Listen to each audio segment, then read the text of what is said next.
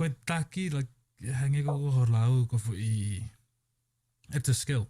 And like any Yeah. skill, it can be taught and it can be learned. So when we talk about, obviously there are people that are more natural, they're just naturally charismatic and whatnot. But even those attributes can be learned. They're just skill sets. Some people just learn it naturally, and others require time. So one of the biggest thing that anyone aspiring to be a leader needs to do is learn how to communicate. And if English is the language, which majority of the world is internationally is the language, you need to learn how to navigate through the English language in every tier of society. So in that sense, what do I mean by that? The language that you use for a CEO is vastly different from a language that you use with your peers or your co-workers. And it's a language very different from what you would use with the boys. How you talk to the boys is vastly different to how you would speak to your wife and your children. So I call that tier set communication. And I actually teach this to a lot of my site supervisors. The reason being is that you have to be effective at communicating, and you're not going to be an effective communicator if you just learn one level of communication.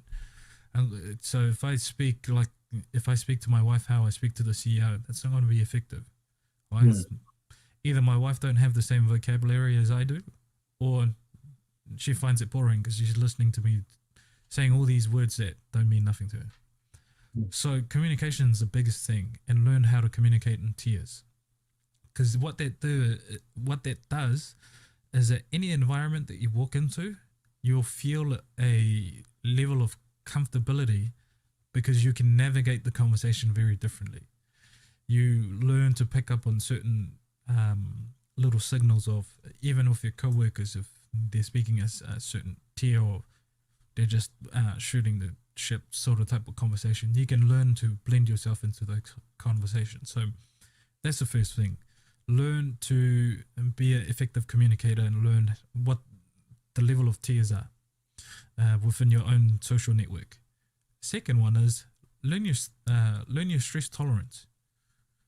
That's the biggest thing that people don't get to realize, is that your stress tolerance is going to dictate a lot of what your capabilities are. And you learn that from your relationships. Like, have you had an ex? What were the things that was a big issue for you to move past, or what were the issues that you just couldn't move past that? Not only that, past relationship with work. What are the things that triggers you? Like, say you're a warehouse worker and your boss speaks to you a certain way. How do you react to that? Do you react in a way of, oh, he's racist? Why the fuck is he talking to me like that and he's not talking to Michael, who's white, the same way? Am I putting too much importance on the tonality, blah, blah?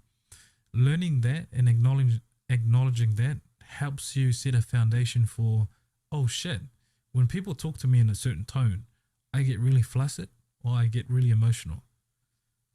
Is this a, can I handle it? And can I learn a skill set that's going to help me elevate? Why is that important? Because every tier of every sort of hierarchy that you climb, you are exposed to more and more of those. So say warehouse workers exposed to the boss coming out every day, once a day, talking shit to everyone. If you move up from the warehouse guy to the supervisor, that exposure increases to your boss probably every hour. What the fuck's happening on the floor? Why is this late? Why is that this and that? So you have to learn what your stress tolerance is, and then learn the skill sets required. Okay, if he's talking to me in a certain way that I don't like, why is that triggering me? If I've got a preconceived bias, why the fuck do I have that bias? So only those two, which sound simple, but they're complex in nature. But the great thing, and I really appreciate that you bring this up, the greatest thing about any skill is that it can be learned. It's just the time that needs to be taken. So communication and stress tolerance, those two are great foundation for anyone wanting to be a great leader. because stress tolerance will tell you just exactly how much you can tolerate and then what required skills that you need. Then communication is how you navigate those different skills. But it's a skill itself that you need to learn first. So as a leader, especially with my line of work, I can't just go out and speak to the project manager like how I speak to the guys on the floor, and I can't speak to the guys on the floor like how I speak to the project manager. It just doesn't mix well, and I'm not being effective. A great example is when we have immigrants, especially Chinese. We have a massive influx of Chinese here.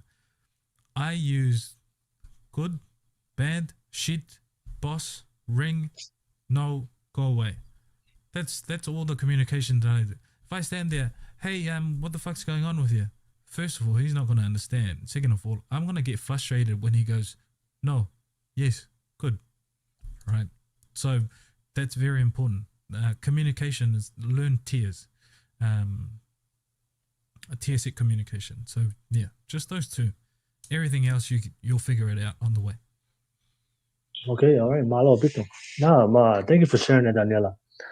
I think what what I understood about that, not only it's a skill and it can be learned, but it's not a skill that you need to go to college for.